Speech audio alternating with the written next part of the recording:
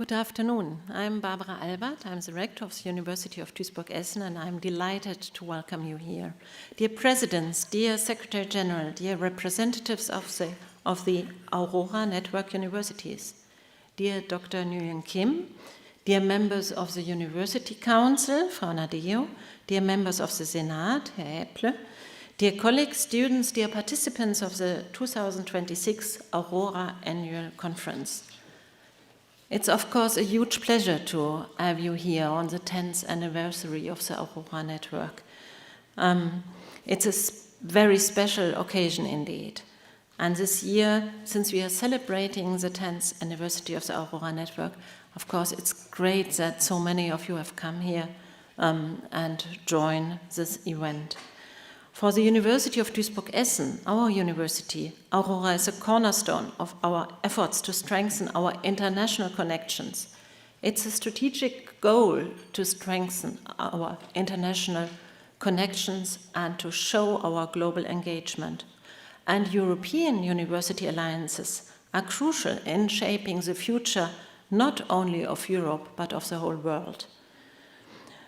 By building solid transnational higher education networks, what we do in the EUN, in a European network, we promote scientific excellence, maximize our impact, and empower ourselves to address the grand challenges. EU networks provide a framework for innovation and especially for scientific solutions. And we need scientific solutions. We need solutions from science, from research, from education, from teaching, from studying. This is our future. European networks, they foster cross-cultural understanding and solidarity, and that's of major significance in times of increasing political volatility and of threats to the reputation of academic institutions. At the University of Duisburg-Essen, we connect knowledge with ideas, research with education, our region with the world, and cities with people. We think without borders and advance through emergent structures. Our university and the Ruhr region, the area we are in, we share the courage to change and the pragmatism and the desire for impact and achieving results. We are globally engaged, academically ambitious, and we aim to inspire our manifold networks. We stand for freedom, for diversity, for sustainability as an integral part of a democratic society. Our university culture is rooted in an active community and mutual respect. We aim for distinction in research performance, digitalization and innovation, and our science is relevant and impactful. We embrace the chances for transfer through our networks with industry, government, and all sectors of society. And our educational programs fulfill the highest professional and pedagogical standards of our time. We model academic discourse on evidence and plurality of viewpoints. And our global engagement is anchored in mutually beneficial cooperation and science diplomacy in regional, national, and international relations and alliances. And that is why we share many of our values and convictions with our AURORA partners.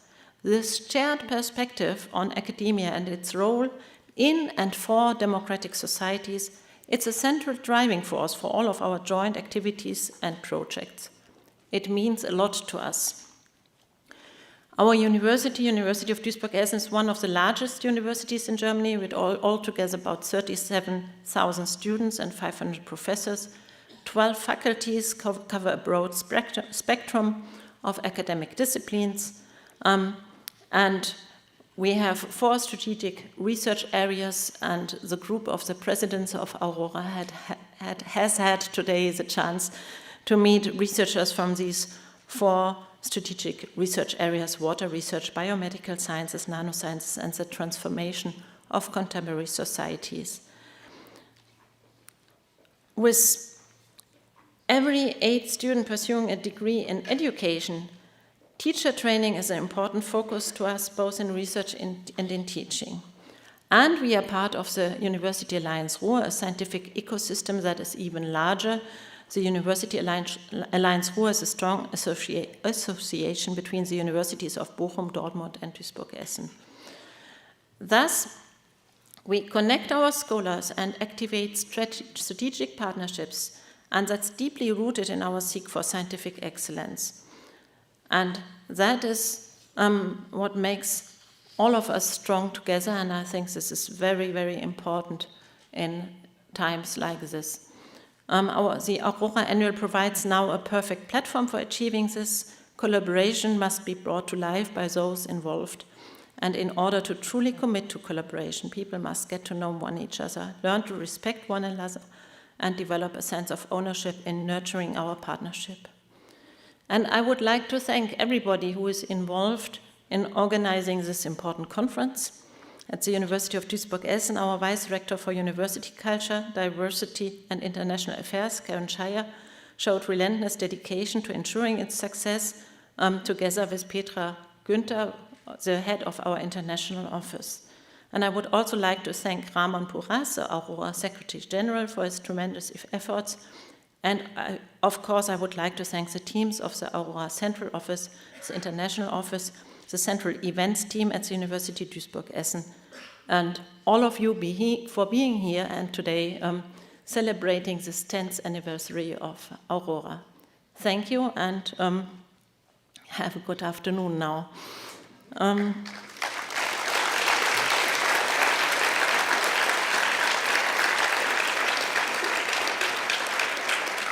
I believe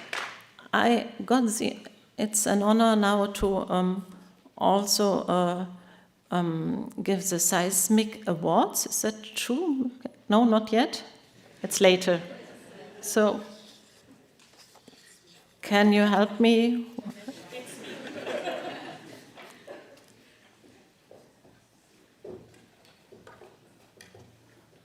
So you will take over. Ah, now I understand. Now there's the important part to come. Just a second. No problem.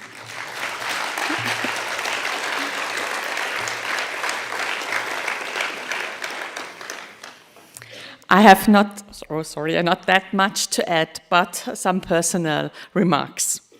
Dear friends and colleagues from our AURORA universities, as the representative of the rector of the Universität Innsbruck, and thus of the AURORA president, at least for a couple of minutes more before I have to pass on.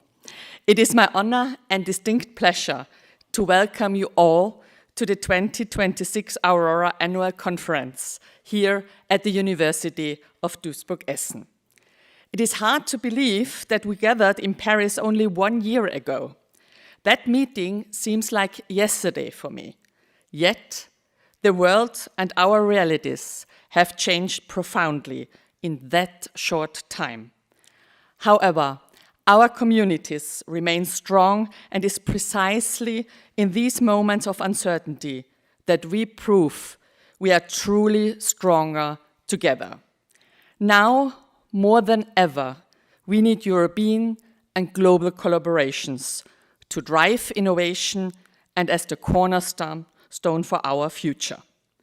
How we intend to achieve this, what we are striving for and what inspires us in the future, is precisely what we will be exploring together over the next few days.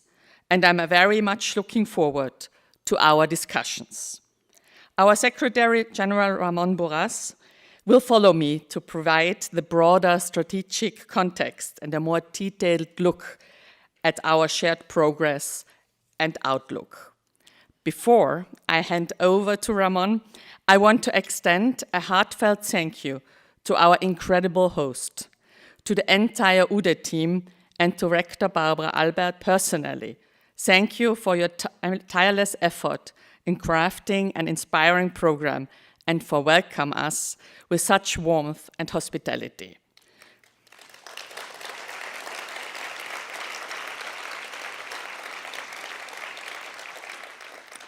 You have set a fabulous stage for the days ahead. Dear Rector Barbara Albert, as a sign of our collective gratitude for everything you and your team have done to make this possible, I have a small token of appreciation that I would like to hand over to you in a second. Thank you very much. A big thank you to each and everyone for your contributions, your motivation, and your passion. I wish all of us truly inspiring days here in Duisburg.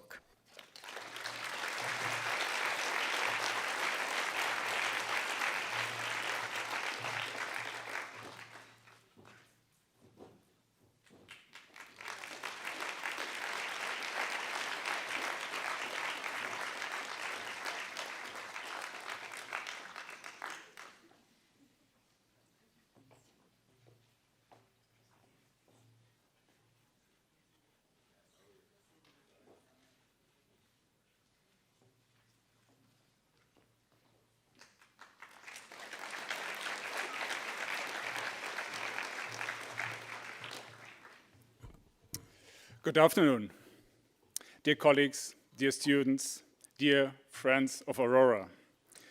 I'm very happy to see you all here in this room and not on these very tiny little Zoom or Teams windows we all have on our laptops. A very warm welcome to Daniel Petter, Rector of Košice University. I think it's your first time here at Aurora, Associate Partner of the Alliance Program, so a very warm welcome, enjoy the ride.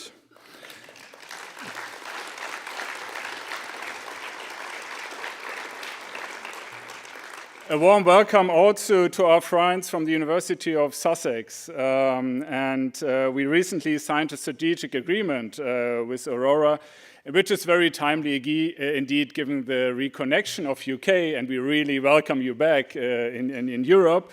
And we as Aurora want to play a role in here. So Robin and colleagues, very well welcome.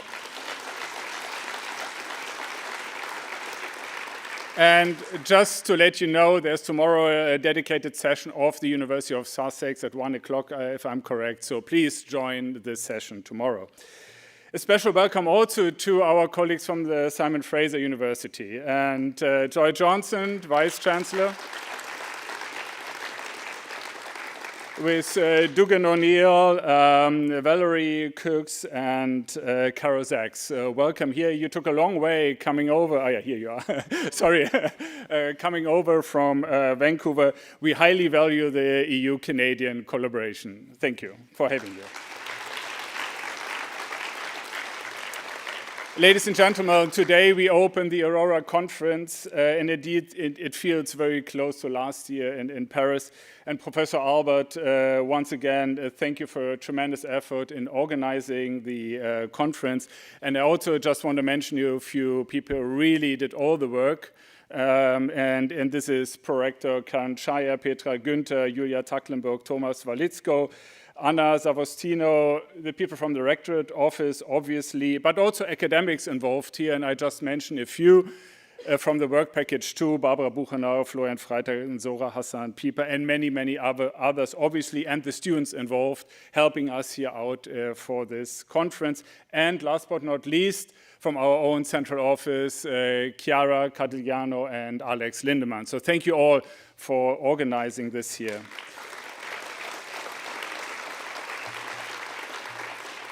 This conference is special, as Professor Albert already pointed out. It's a 10th year of Aurora. And yes, we're in the country of Kaffee und Kuchen, so we're going to have a birthday cake tomorrow, I promise you.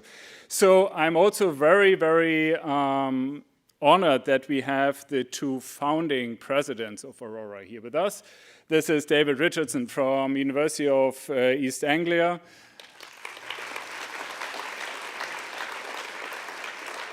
And also Jaap Winter from the Vrije Universiteit in Amsterdam. I don't see you, Jaap, but... oh, yeah, okay. Here you are. Okay. Okay, surely Aurora, in different member constellation, has evolved considerably since 10 years. But the world around, as we heard, is changing. Many stable parameters that traditionally guiding universities are eroding. We face geopolitical instability, growing pressure on academic freedom, increasing financial constraints, etc. All this calls for stronger and more united European action. And what Enrico Letta would call the fifth freedom, and Aurora is precisely the place, in my view, where we can and should search together for answers and perspectives for the common future. And recently, I did reread the book of Hannah Arendt, The Human Condition, or in German, Vom tätigen Leben, where she describes the concept of vita activa, the active life, a life engaged in the world and not withdrawn from it. She distinguishes between labor, work, and action, with action representing the highest form of public engagement. People coming together speak, listen, and shape the common world. This is obviously highly relevant for universities too, and should be. Universities can and should not only produce and teach about knowledge, no, they must also cultivate engagement, dialogue, and responsibility. Arendt warned then when people lose a shared public world, facts/knowledge themselves become fragile. And we do witness this. Think about climate research, think about public health, vaccination debates. So we all know that. And perhaps this is one of the defining responsibilities of universities and Aurora universities. So not only generating knowledge, but maintaining trust in science and knowledge. Science therefore needs public engagement. And students need opportunities to not only learn about society, but to act within it. And this is also very much reflected in our conference. Tomorrow we have a plenary session on the erosion of trust in academia. And of course today's keynote by Dr. Mai-Tin Nguyen Kim, whose extraordinary work has helped to build public trust through science communication. But what else is on the menu for our conference? Importantly, after 10 years of Aurora, this conference is also the moment of reflection.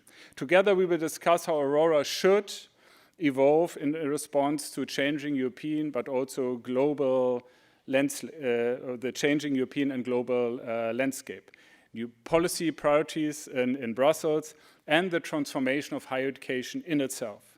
This conversation will continue throughout the conference, from tomorrow's Aurora 2030 Midway and the Way Ahead discussion to the President's dialogue and many, many other opportunities throughout the conference.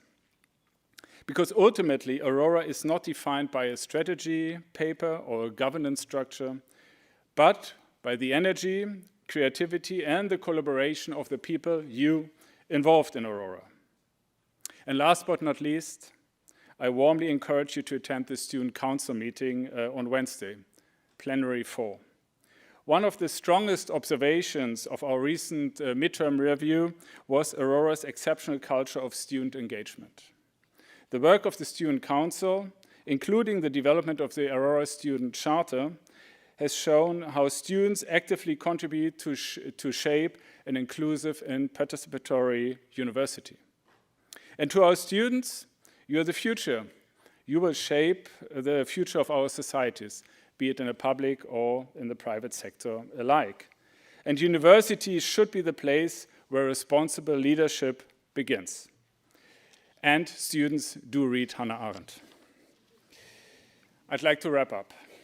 Aurora has a strong foundation, built on experience, commitment, and collaboration, and built on the giants like Jaap and David. But remaining relevant and competitive will require even stronger collective engagement across our universities.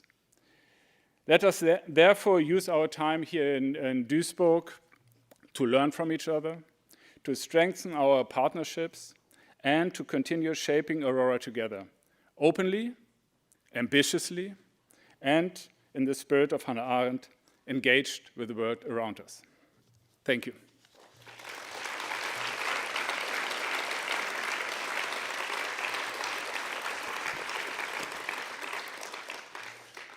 Okay, let me now, it's now the pleasure to move to the next part of today's program, which is the handover of the AURORA presidency. Let me briefly explain. AURORA follows a rotation scheme of a presidency, and it's doing the annual conference, so today. So the new president is formally welcomed. Last period, Professor Veronika Sechsel, rector of the University of Innsbruck, has served as the AURORA president. Unfortunately, she couldn't be with us in Duisburg, but let me say it was a pleasure working with her during the last year, and specifically also the team at the University of Innsbruck. And I'd like to mention here Thomas Baumgartner. Thank you. Where's Thomas? Ah, here you are. Thank you for your steady leadership and warm collegiality. Thank you, Thomas. From tomorrow on, Margrethe Jonkman, Vrije Universiteit Amsterdam, will be the new AURORA president for the next year. May I now invite Professor Jeanette Walde and Margrethe Jonkman to the stage for the handover of the presidency. Thank you.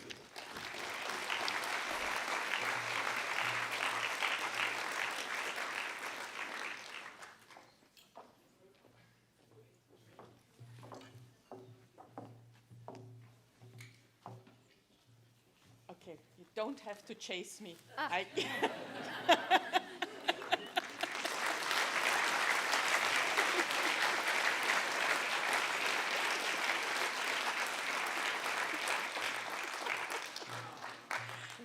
A little present for you to begin with. Thank you very much. I will give it to you.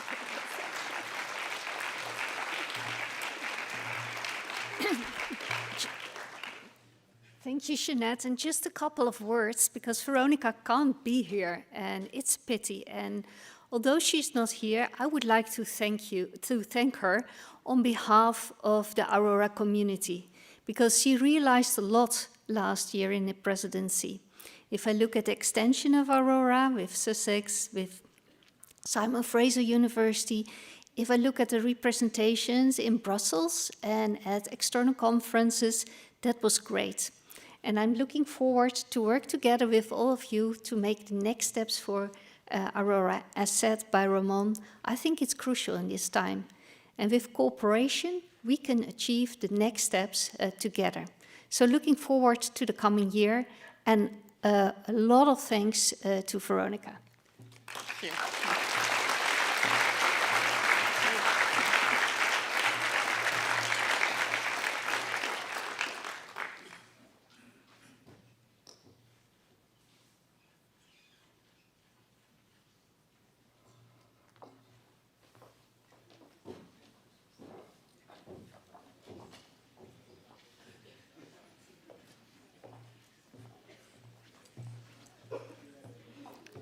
So now the Seismic Awards I was just mentioning earlier.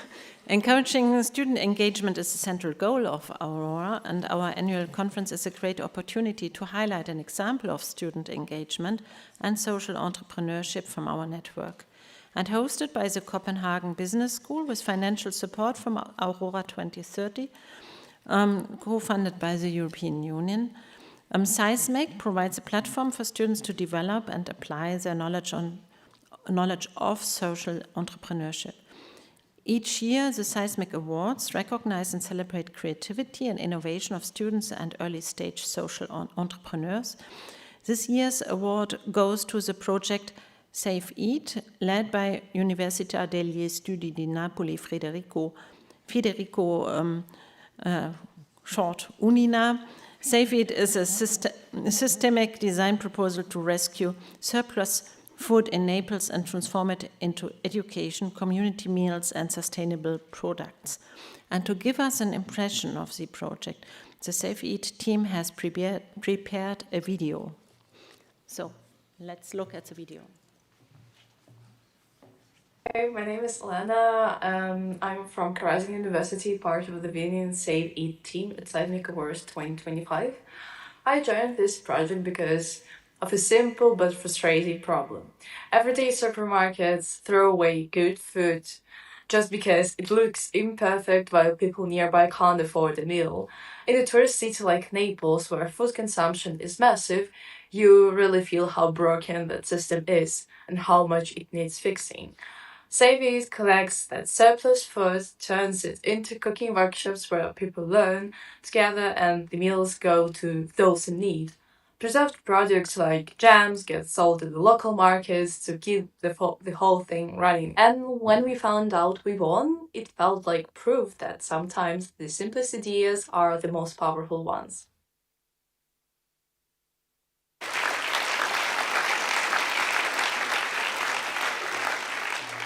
Hi everyone, I'm Kiana Khodarati, student of Architecture in Federico II University. We started with simply using the hints we were given during the workshop, and we used the potentials of Naples and saw how the supply chain works and how can we be effective. So we started with connecting these ideas and we came up with Save It, which is really interesting. For me, it has economically and environmentally potentials that we can use. And the fact that we won was the proof that it might work. So for me, it's just a start. I also told my mom, and she was so happy because this is the technique that we were using for so many years. And now I just started with using my leftover ingredients to make something new and giving them the second chance to be used. So thank you so much. Thank you for your attention and bye.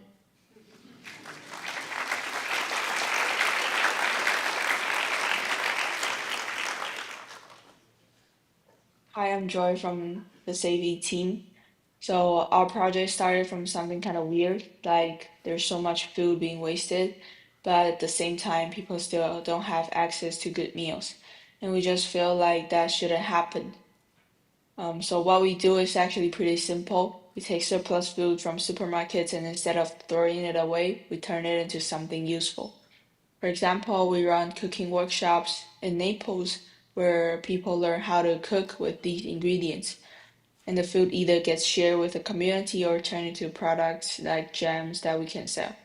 And I think what I like the most about this project is that it's not just about reducing waste, it's also about bringing people together and making sustainability feel more real.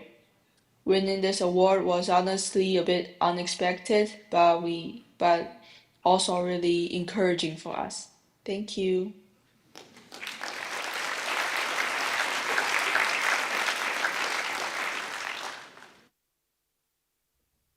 Hello everyone, my name is Paula. I'm from University Rovira Virgili and I'm also part of the team that presented the project Save It.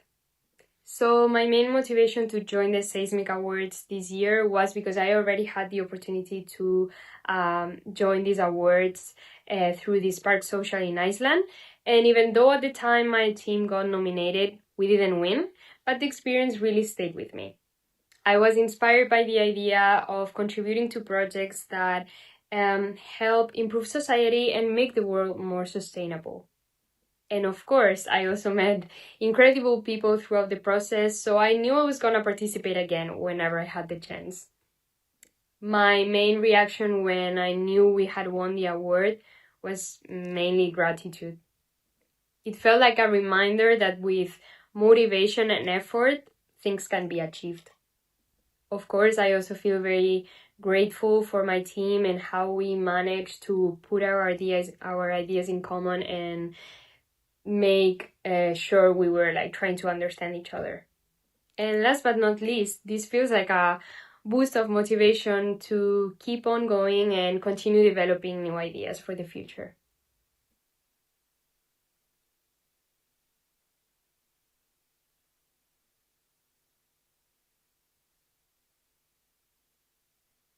Save It turn food surplus from supermarkets into social value. Through our kitchen labs, we recover ugly but high-quality produce and transform it into community meals and shelf-stable products. What inspired us? The shocking gap between massive food waste and the rising of food insecurity. We wanted to fight food illiteracy by reconnecting younger generation with their culinary heritage and preserving skills.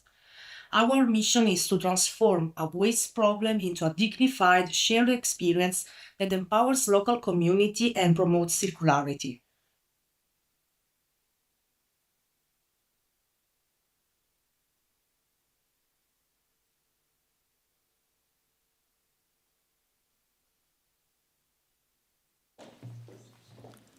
So now I would like to invite Simona Gibalova as a representative of the students who have been awarded onto the stage. And here she is.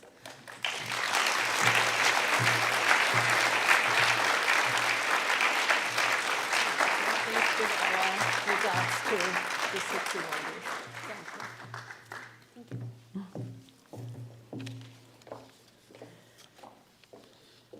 So, ladies and gentlemen, let me briefly introduce our keynote speaker of today, Dr. Maiti Nguyen Kim. I know many of you have come to listen to her, and I will keep it short, but just to our international guest who may not know as much as we do on Maiti Nguyen Kim, I would like to mention that she is a science communicator of immense impact and reach. Her innovative and substantive approach to science communication has earned her numerous accolades, including the Georg von Holtzbrinck Award for Science Journalism, the Federal Cross of Merit, the Award of the German Academy for Television, the Grimme Award, the Nannen Prize, the Leibniz Medal of the Berlin-Brandenburg Academy of Sciences and Humanities, the Theodor Heuss Medal, and the Jakob Grimm Prize. And she's a member of the Senate of the Max Planck Society. And the most important thing I want to mention is that she was a Mercator professor at our university in 2023. And it's thus no secret that Nguyen Kim is a role model for us. She is rooted in the fact she's rooted as a scientist, and in her role she has delved deeply into scientific questions that she communicates to the public, not only to the public, to everybody, and thus has gained a huge influence.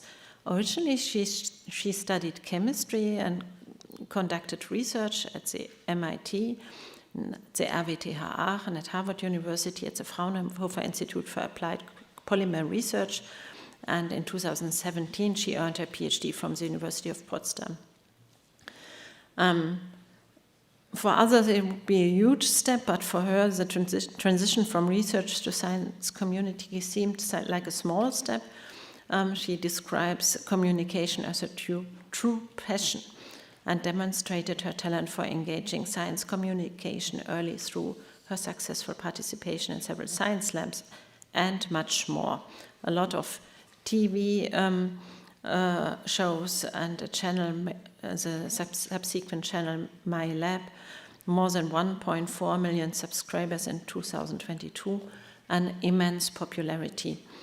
So we are very happy and very much looking forward to today's event when she will share her thoughts on the topic Trust in Science with her keynote speech, Cutting Through the Noise, How to Catch People's Attention and Build Trust in the Information Age.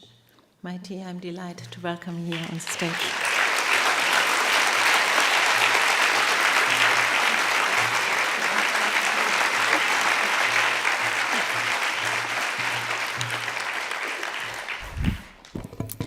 Hello and hello everyone. My name is Mai. Nice to meet you.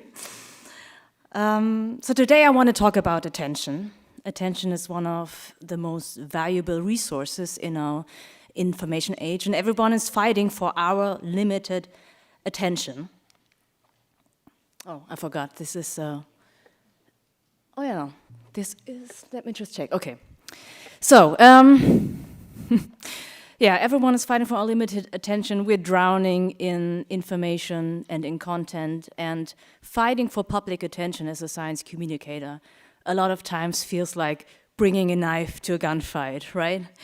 Content that polarizes, content that elicits outrage, gets commented and shared, a lot more than a balanced, more nuanced post, and bold claims and hot takes catch people's attention much more effectively than detailed statistics and dry data. So how are science communicators supposed to cut through all this noise?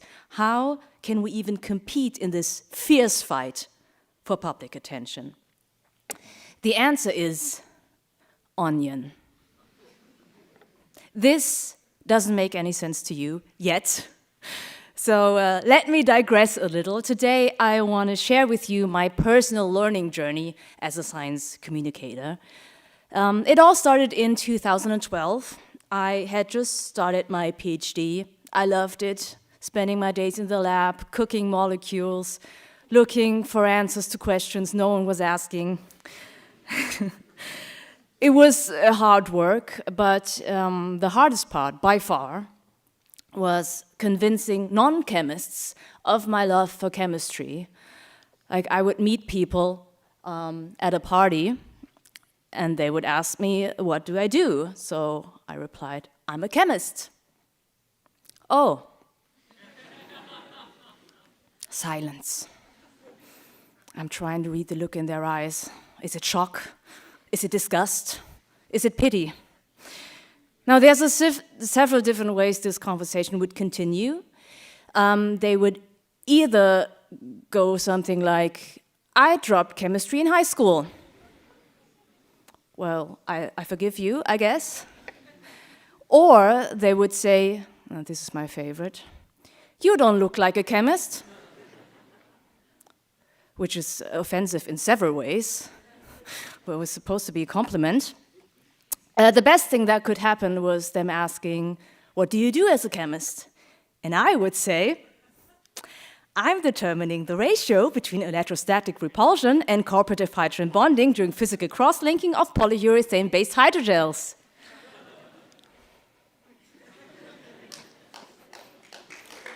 Well, thank you for that. I'll get something to drink. I'll be right back. But that was a lie. They didn't come back. They never did. That's when it dawned on me. Chemistry isn't enough to catch people's attention. It also needs a good story.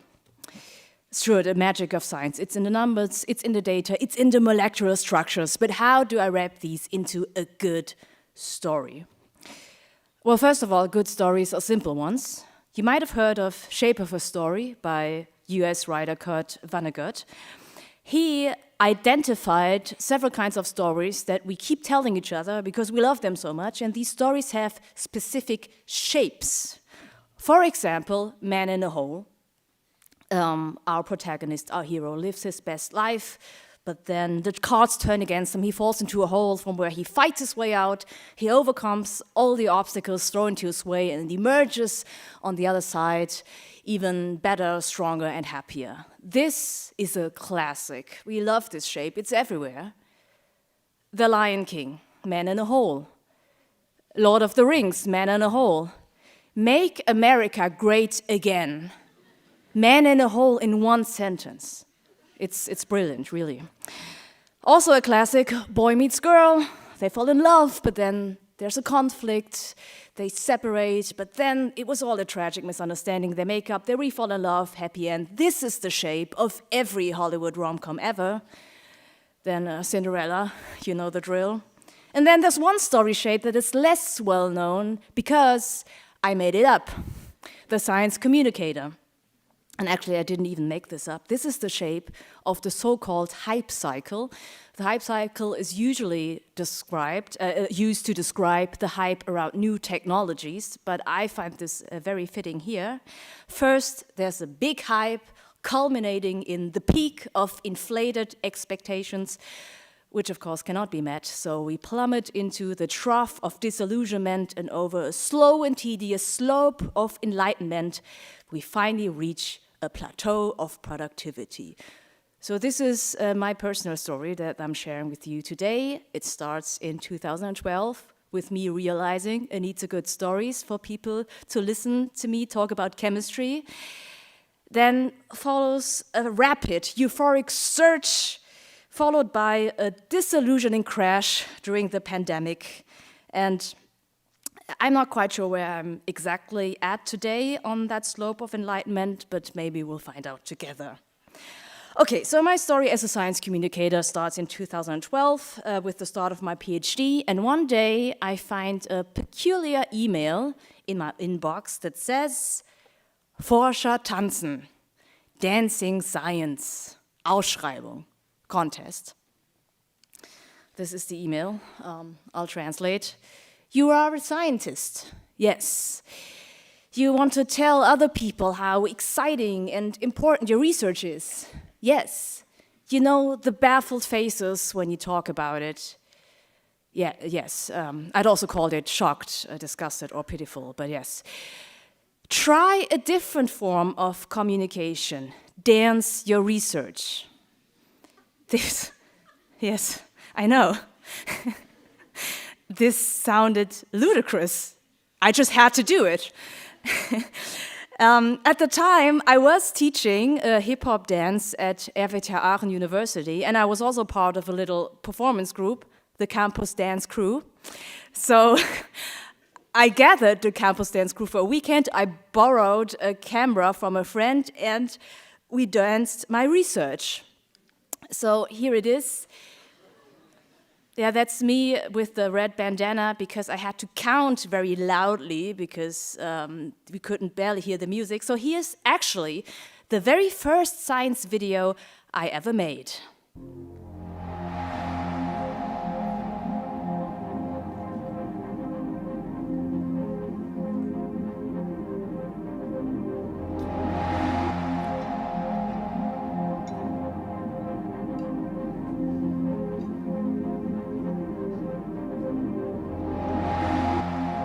Our body is a wonderful organism, where every cell has its purpose, and all cells work together in astonishing perfection.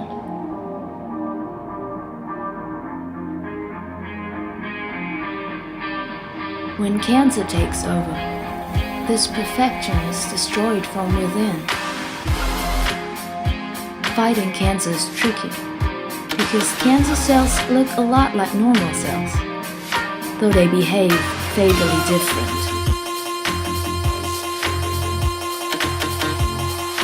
Cancer cells spread quickly, and cancerous tissue grows fast. Today, there are several powerful anti-cancer drugs out there, but fighting cancer is always a fight against our own body. Because the drugs cannot tell the difference between cancer cells and normal cells. They will just knock down any cell that comes their way. So the drugs will not be successful on their own. Meet the targeting ligands.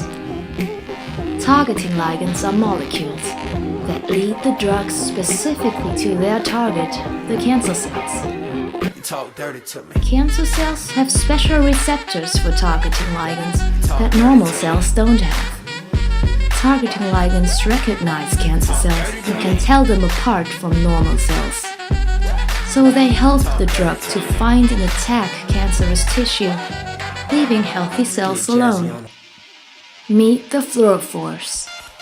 Fluorophores are fluorescent molecules that can be seen under a fluorescence microscope. When the drug is labeled with such a fluorescent tag, you can observe it and check if it goes the right way. Without the fluorophores, you couldn't see anything. To be successful, the drugs, the targeting ligands, and the fluorophores must work as a team. Meet polymers. Polymers are long synthetic molecules which can be designed in endless functional ways. Polymers tie all the different molecules together to form one nano-sized drug delivery system.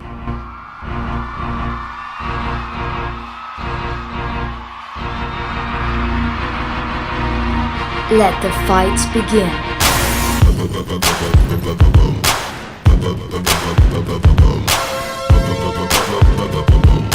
Okay, I'll cut it short here.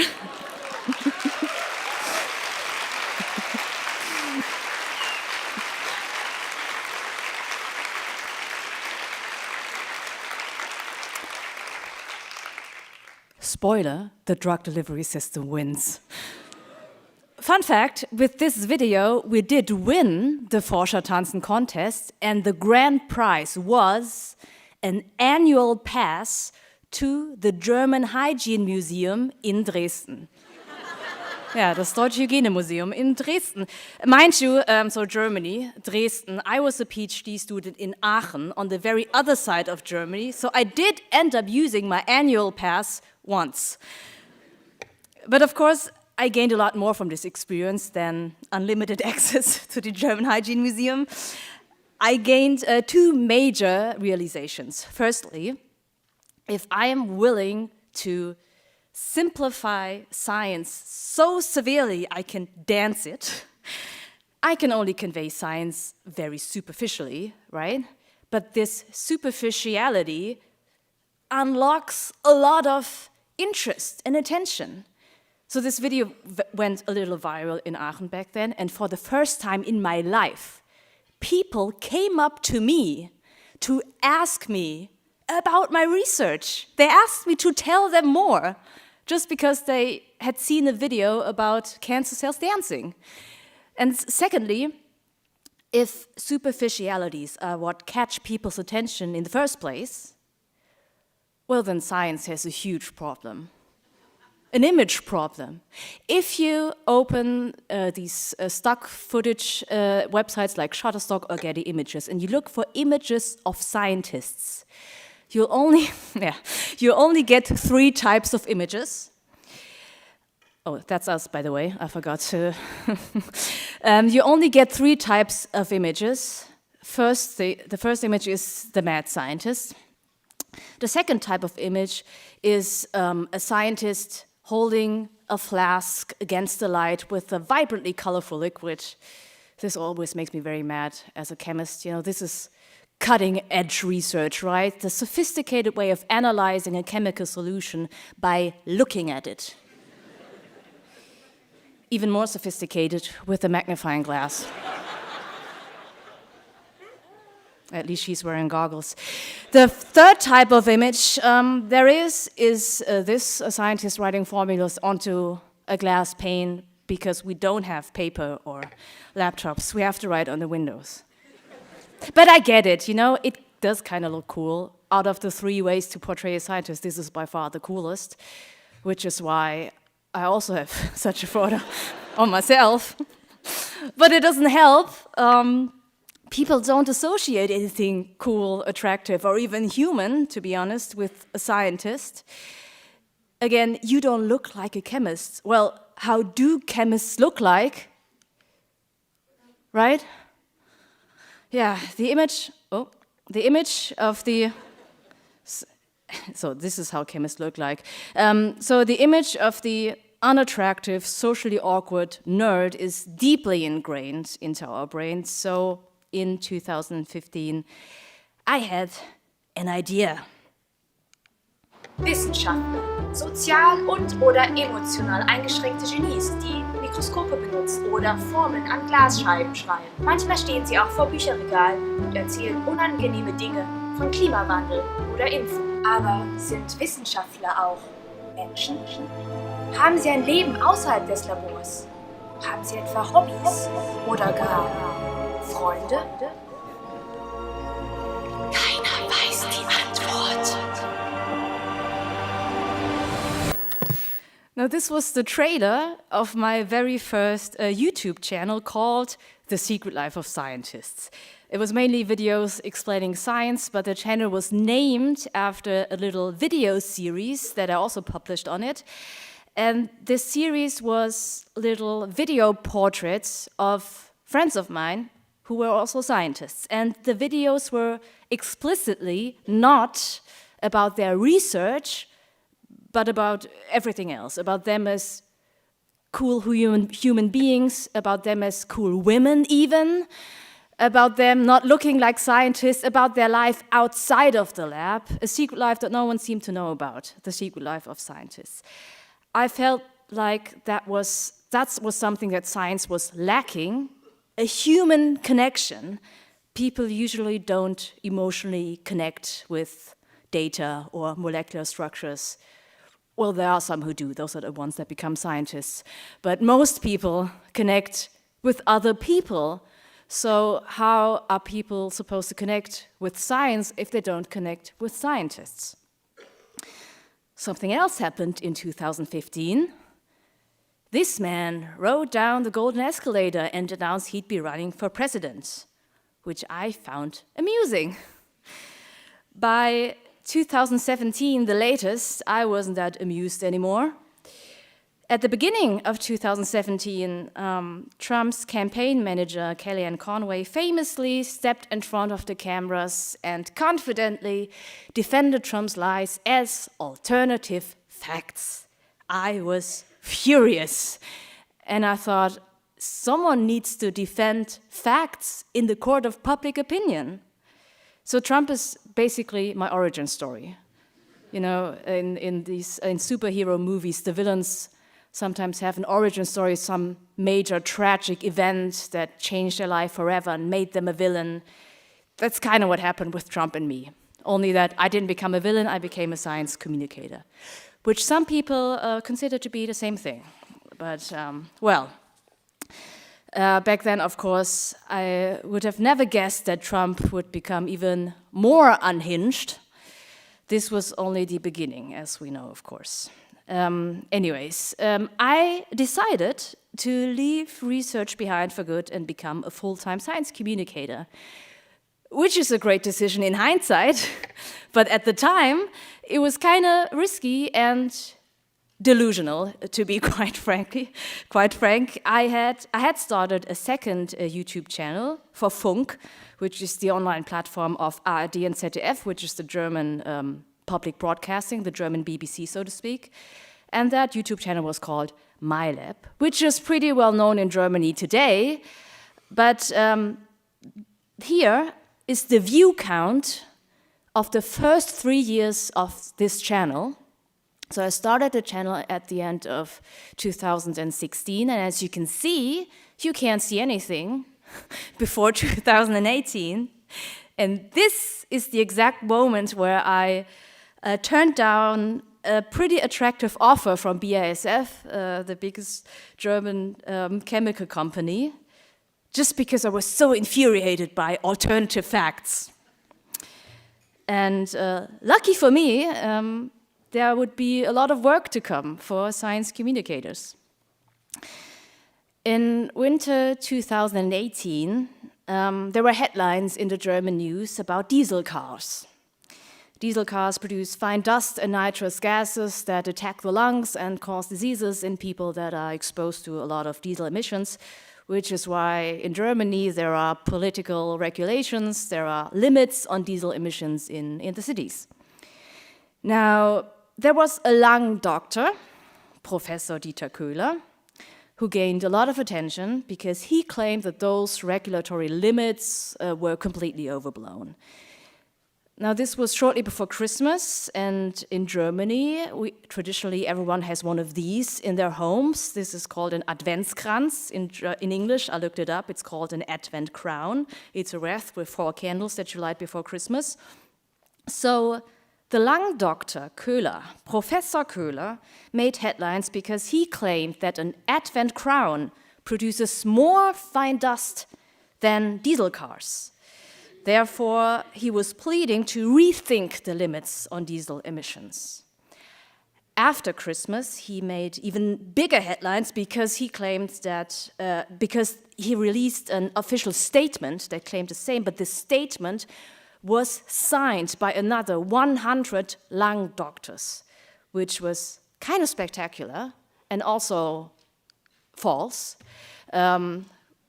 Because an Advent crown is simply not more harmful than a diesel car. It's very much the other way around, which I explained in detail in this YouTube video. But still, this statement was pretty convincing to a lot of people, and it was also kind of clever in their line of argumentation. I highlighted some of the vocabulary they used: correlation versus causation, cohort studies, confounders, epidemiological studies. Guys, epidemiology, a field of research that in 2019 no one has ever heard about. perfect starting point to spread some misinformation. So the lung doctors basically argued that epidemiology simply couldn't produce any reliable evidence because it's based on observational studies like cohort studies, where you can only see correlations but no causation. So you might see diesel emissions and lung disease coincide, but that doesn't prove that diesel cars cause lung disease. And the clever thing is, that's true, but it's just not the whole truth. Yes, epidemiological studies do have limitations, like confounders, and discerning correlations from causations is a big challenge, but especially combined with other methods, these challenges can be met under certain circumstances. Again, please watch my YouTube video. I kind of have to refer to it for time, because epidemiology is complex. There's a lot of on the one hand and on the other hand, and the lung doctors chose to only present one of those hands. They focused on the weaknesses and omitted any strengths. But who would know, right? Scientific methods are usually disregarded. We usually hear about what scientists have found out. We usually do not hear how they found it out. So there's no general knowledge about the pros and cons of cohort studies. So the lung doctors filled this knowledge gap with their agenda. Then there was this article by Malte Kreuzfeld in a German newspaper, Taz, that discovered that the lung doctors had miscalculated their numbers in their statement. They had an error, they got a number wrong. And this had people question their competence. People even wondered if they maybe deliberately skewed the numbers to make their point, so people finally lost trust in the controversial lung doctors, and the case was kind of put to rest. Ironically, that mathematical error was pretty irrelevant in general. Even if I hadn't made that error, the take-home message of their statement would have been the same, but still this was what broke their neck in the public perception. Well, karma, you could say. But I wasn't happy at all. I would have wanted people to see through the bullshit because they actually understood how epidemiology works, not because they lost trust over an irrelevant calculating error. It was frustrating.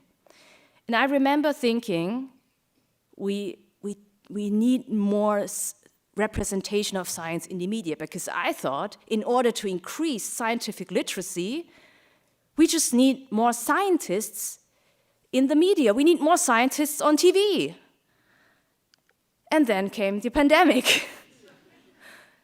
Guys, do you remember? Who's your favorite virologist? It was a perfectly normal question to ask during small talk.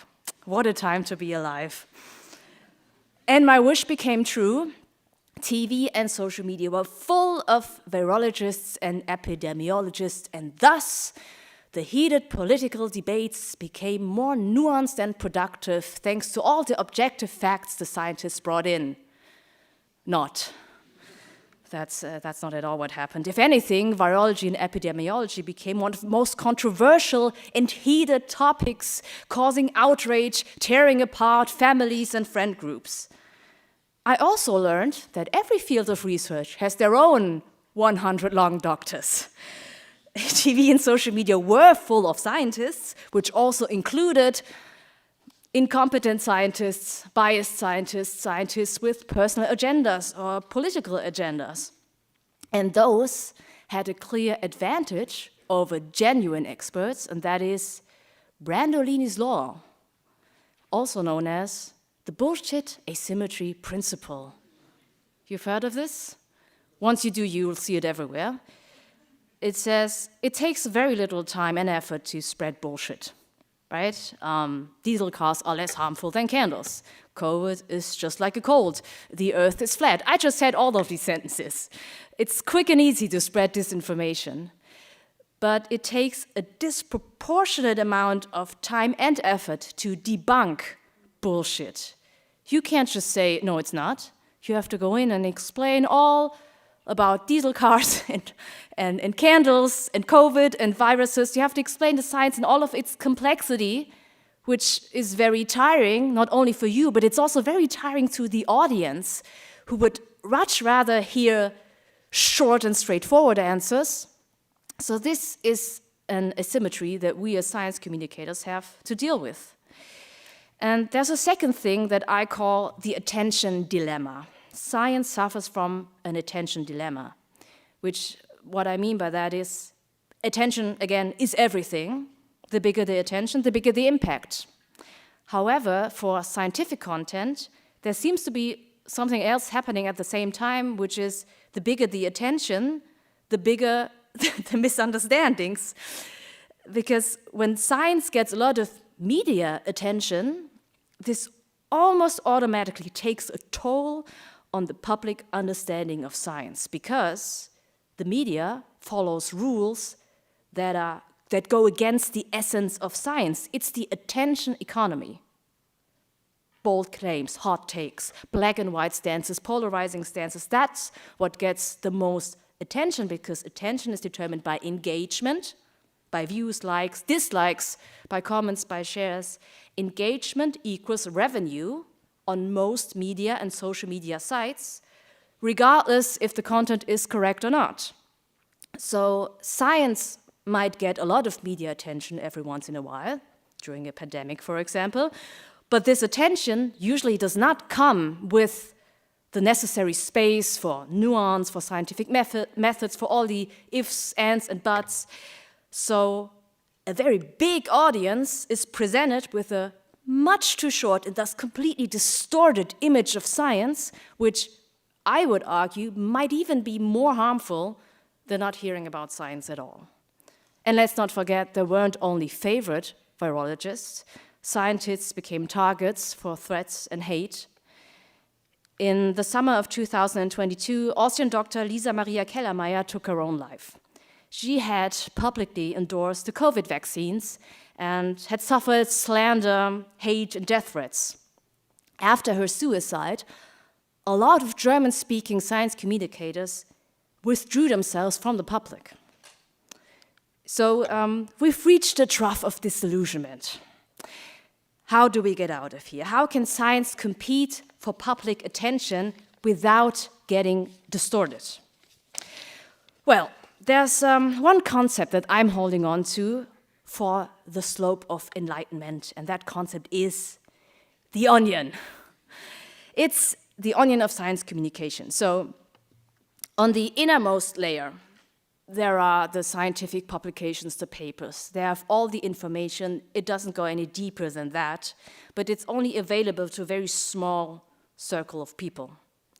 At the outermost layer, you might have something with very little information. We're on the surface, like a video showing people what chemists actually look like without going into their research, or dancing cancer cells, or whatever happened here.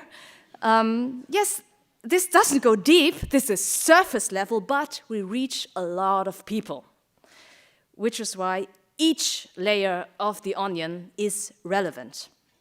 Obviously, the goal is to pull people inside of the onion. You want to start at the outside, you want to finish as deep down as you can.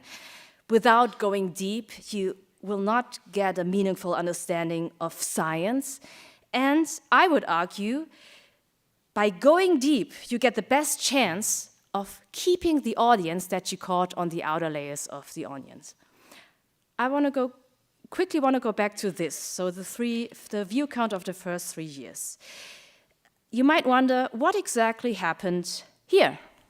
So how did this channel manage to grow an audience? When I started in 2016, it was a different era of YouTube.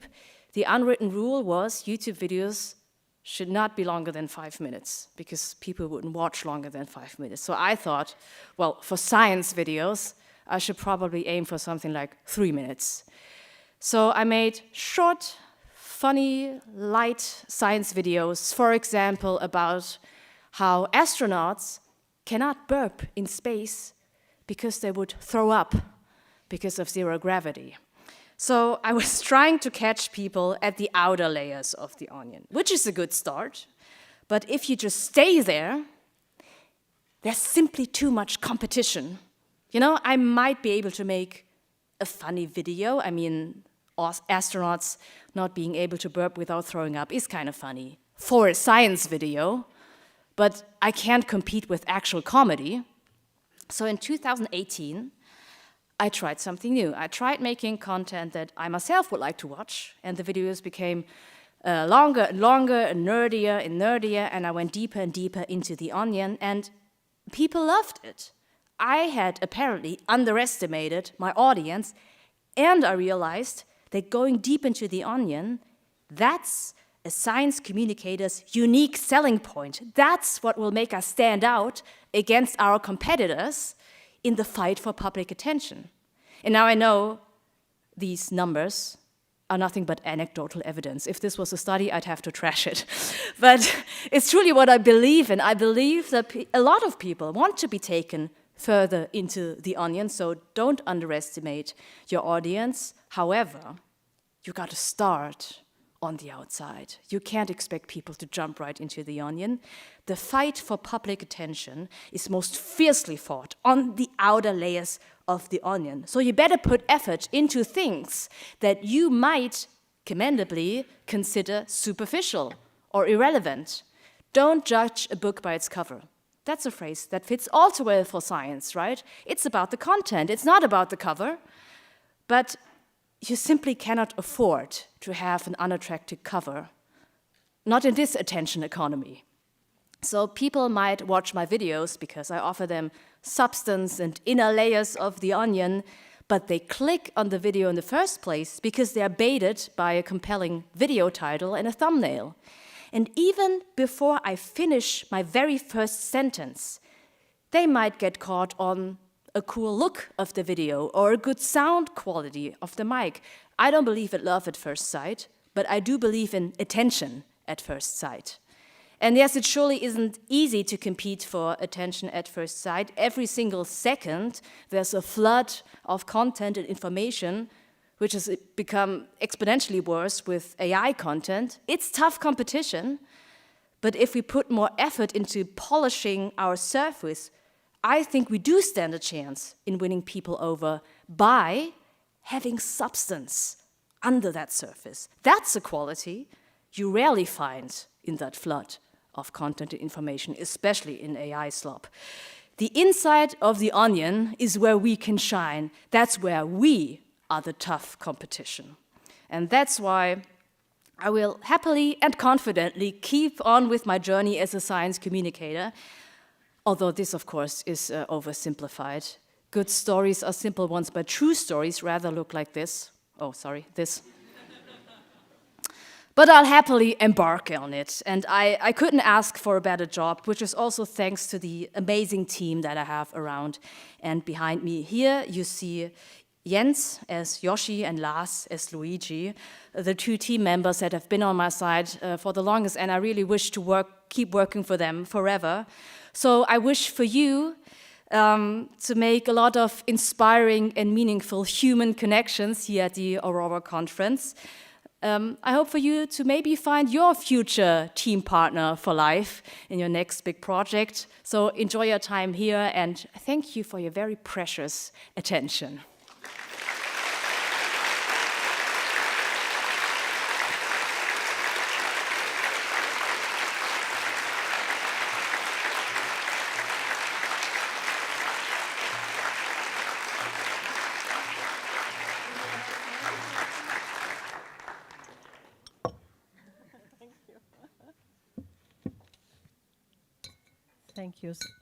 Thank you so much, Mai, for this wonderful impression. Thank you for the water.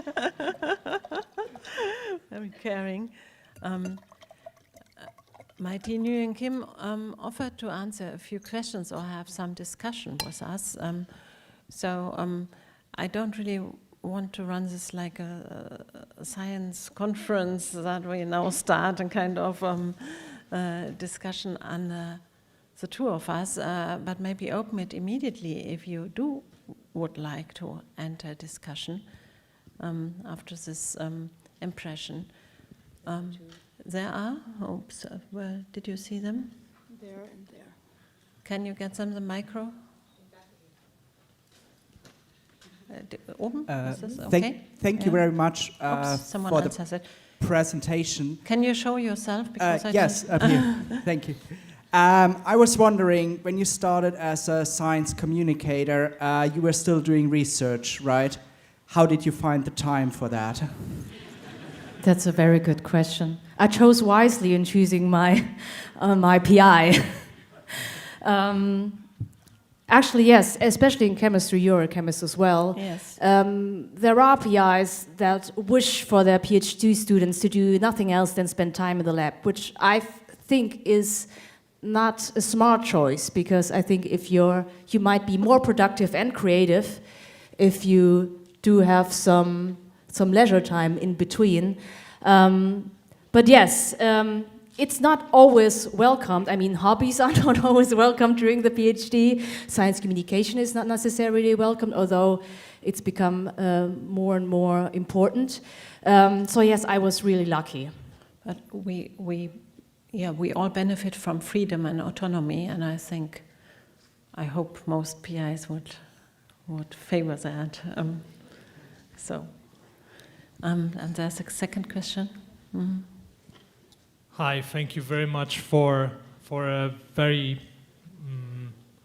very creative way of alluding to how the career of science communicator actually develops. I was really fascinated by seeing your groundwork that was put into where you are right now. And I think I want to touch about a problem that I think is a deeper problem, that it has its roots in academic system itself, and I want to actually get your opinion on that in general. So science communication is becoming more relevant than ever, and you know that, and we all know that because of living in attention-driven times right now. But we as scientists doing our research, we are not trained to be science communicators. And I think this is also prevalent in our research agendas, or also in the funding programs, where science communication is not endorsed in any way, besides really being on a very superficial level. How would you see that being targeted in the future education of science communicators? How would that work? Because as I presume, you are somehow a self-made, self-trained science communicator in a way, and I think most of them are actually. And how to deal with that in the future? That's a very good question. To me, education is maybe even one of the smaller problems. I believe that communication can be taught very well, and there are offers, at least in Germany. Maybe your university has some programs, but there's the NAVIC, for example, in Karlsruhe, which offers courses. That's one thing, but I think the more importantly, what's lacking is all the supporting structures. I remember during the pandemic, there was actually, people underestimate how big the false balance was in the experts they saw on TV, because most scientists, active researchers, had a lot of things to lose when going on TV and nothing to gain, right? So first of all, it's not your job. You don't get rewarded for it. On the opposite. Yeah, undertrained. You get flooded with emails and maybe even phone calls after that. You're not protected against these kind of things. Me, as a media person, I have a very different structure around me, like a firewall to prevent of these kind of things. Now, you could try and implement this all by hand, but I think what's lacking is an overall incentive. I often say science communication is missing a CVTability. That's how I call it. It's everyone wants people to do science communication, but it actually doesn't really help with your CV. It's a nice little note, but how you become a good scientist or researcher is still all about your publications. And one thing you could do this, in my view, is for certain positions that are also come with a lot of prestige. Maybe if you want to be the president of a Max Planck Institute or something like that, for these kind of positions, if it was mandatory to show on your CV that you not only did publish well, but you also published well in terms of science communication, then there would be an academic incentive, and then these structures would maybe automatically form. But right now, I still see that a lot of people are doing it out of passion, or because they think it's right, because they think it's important, despite it's not really benefiting them. That's true. Tomorrow we will have a panel on trust in science. Do you think there are some recommendations you could give to us to increase trust in science? So I get asked a lot about hate. Because yes, especially me, and during the pandemic, it's a lot. When I started, I was pretty naive because I thought, I'm just talking about facts. It's just fun. I'm just talking about molecules. That's not political. Of course, you automatically, you will crash with one worldview or the other when you talk about science. So it is political, and you might get people very angry at you.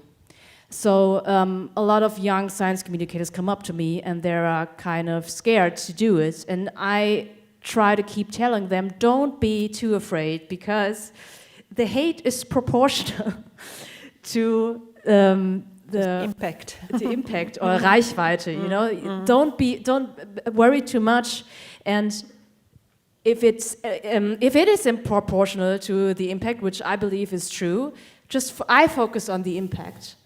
Right? But again, there have to be structures to protect science communicators.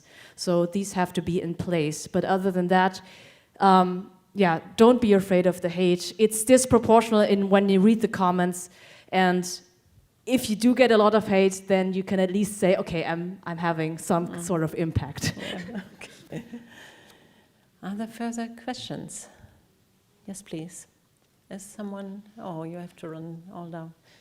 Here, there was a question. Die Treppe ist nicht genormt. Ist doch so, oder? Es ist ganz, ganz schlimm, so breit, so lang und dann so kurz. It's built by our BLB, Bau- und Liegenschaftsbetrieb, so I'm sure it's... No. Here, down here, please. Thank you. Hi. It's not the university who builds the stairs. Yes, please. Hi, Dr. Nguyen Kim. So, first of all, great presentation. As a science communicator, you communicated with years of experience. I felt very, very communicated. And great video that you showed us just now. I think it's art. I read from last year an article from New York Times, and there is a definition for art. You know, it has to carry a message, and it has to involve creative struggle. I think the video just has those two criteria. So literally, it's great art. Enjoyed it. And in your presentation, the anecdote of you chatting with somebody at a party, and they became disinterested by you being a chemist, I think it reveals an underlying quasi-human cognitive mechanism, which is the brain does not naturally like hard stuff. The brain wants to know what it wants to hear. And I also like the fact that during the 2017 slides, you mentioned alternative facts. I think it reveals a common tactic of the so-called misinformation gangs. I call it the two sides rhetorics, you know, false equivalency. They create two sides And so I was expecting a question. oh yeah, there's just some side comments. So my question would be, okay, my notes are quite messy. Sorry. I couldn't find my Sorry first if question. I interrupted you. I just thought maybe Okay. there will be others who would like to ask something. I couldn't find my first question. I'll go for the second one. So I think great presentation, but my question would be for children and teenagers in this day and age. How do we, not only as members of the science community, you know, in day-to-day life, approach the misconceptions they might have, the biases they might have, and especially under the influence of social media, how do we approach that? So your question is how to tackle science communication with kids and teens? Well, kids and teens are very different. So kids, like I have two kids, they are 3 and 6, and starting with 5 or 6 years, those are the best. This is the best audience for science, because they also voluntarily come to you and ask why. They keep on asking. They're very open-minded. They don't have biases yet. Of course, we as parents, we give them biases, even if we don't try. But yes, so kids are wonderful. Are a wonderful audience for science, and you shouldn't underestimate them, because they sometimes have. It feels like they have a bigger attention span than some adults when it comes to science. And they don't fear complexity, I would say. Yeah, they don't fear complexity. Yeah, exactly. With teens, especially with social media, I think social media is a big point. It's about how then it gets very complex. There's a lot of questions you have to ask, like how do I battle disinformation that I talked about? It gets favored by algorithms. What can I do about this? And I tried to showcase today in my talk ways to get engagement through outer layers of the onion. So that's where I was in my talk today. But in my everyday work, it's really the inner layers of the onion. And the most important thing to me is scientific methods. So I find this lung doctor case so interesting because they tried to dismiss the science on the basis of methods, which is the most scathing way to do it, because if the methods are weak, then the results are weak. And so it's very hard if you just hear about different scientific results. They contradict each other all the time. And that is, sometimes they do actually contradict each other, but sometimes it's just different methods. And you didn't hear the context, you didn't hear the limitations, and a lot of times it does fit together in a just much more nuanced and complex puzzle. And that's why, to me, the most important thing about communicating the inner layers is scientific methods. It's the how they did it. It's the study designs. It's statistics and all of these things. It's not just, this is what they found out, but this is how you do it, and this is why this is strong evidence, or maybe it's just a careful suggestion. So this is, to me, the most important part. Do we have time for one more question? Yeah. I believe there was one I didn't see. Yes, there, up there. So that will be the final question.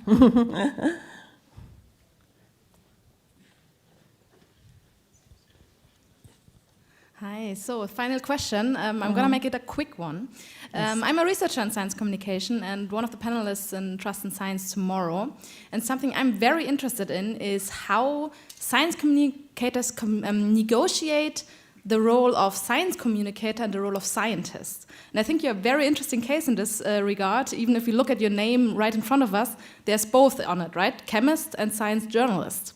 And I wonder what you identify more with and how you use these identities in your communication, whether this is something you reflect about or it's just a natural way of doing things. I usually refer to myself as a science journalist. I'm honored if I'm being referred to as a chemist. In an ideal world, a good science communicator, because in German, Wissenschaftskommunikation, we usually use that word, science communication, for communication from active researchers, right?